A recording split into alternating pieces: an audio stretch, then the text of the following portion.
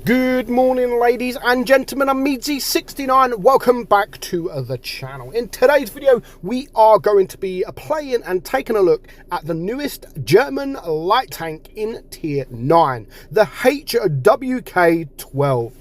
Does that stand for Hawk? I don't actually know, but the HWK-12. And to be fair, I didn't think I was going to like this tank. I thought it was going to be like, but to be fair, I really do like this tank. I think it does very well, and it can play very well. It can do damage, and it can be a little nuisance, which is what we all want for a light tank. A light tank is supposed to be a little nuisance on the battlefield, and this is exactly what this tank does. So, of course, as you know, it is a light tank, so it has got the concealment in movements. It also has the tracer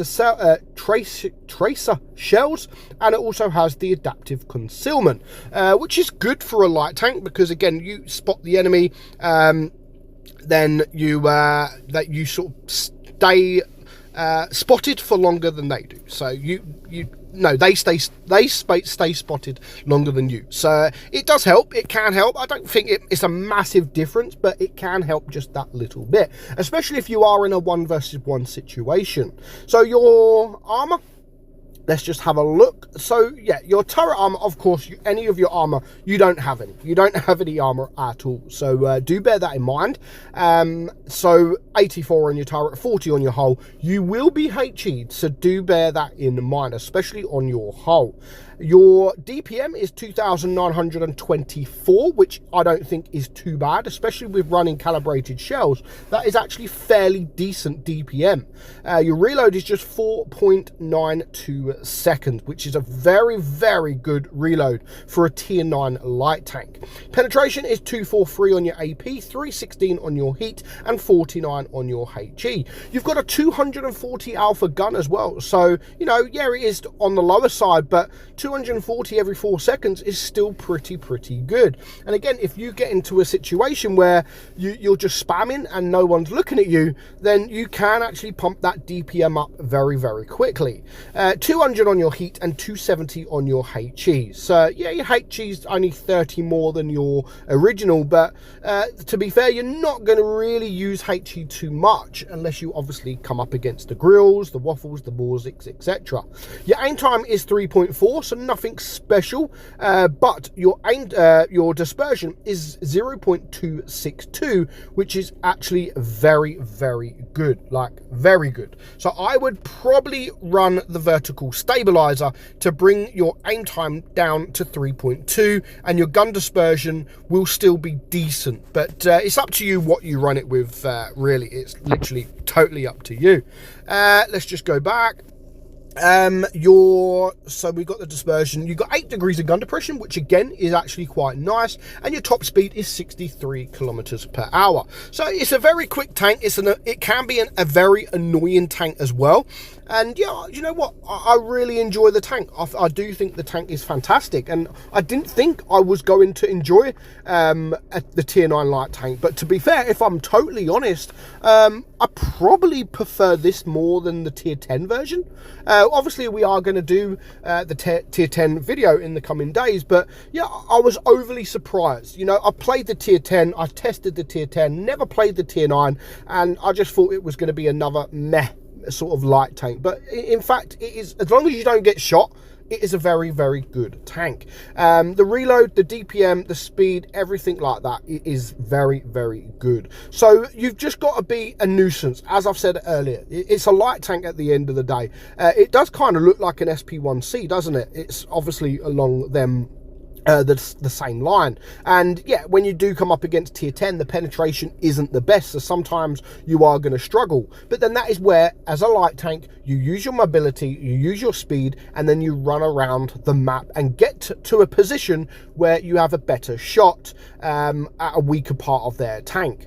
So I know that there is one tank over here capturing D, so it is the Batchat. So let's just go and farm him with my team. Now he's in a bit of a bad situation here. Now, it wasn't his fault. He didn't know how our whole team is going to come this way, but just unfortunate for him that he's just being completely ripped apart. And again, it's no fault of his own. Like, he thought, you know what, let's just go this way. Let's go and capture D. They're not going to go this way. They're going to go the other way. But unfortunately for him, we all came this way. So now I'm pushing forward. I can see where the majority of the team are. I know the the Tiger 2 is pretty much on his own this side of the map. So let's just farm as much damage as we can into him. Now, at the minute, of course, I do want to keep my hit points because it is a 4 versus 6 now. So anything can change. Now, of course, I do want to clear this Tiger 2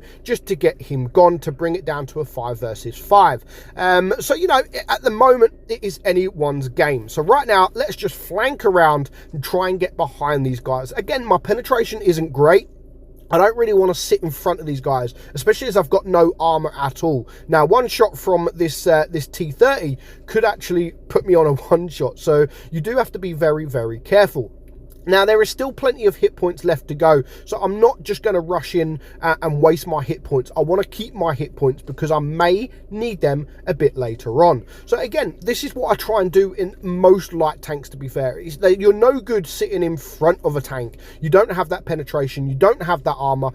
I always try to get around them. I always try to get around them, behind them, and make it difficult for them, as a light tank should. Again, as I've said in a couple of times in this video, to be a little nuisance. And that is exactly what this tank is capable of doing. It's capable of being a little bastard, basically.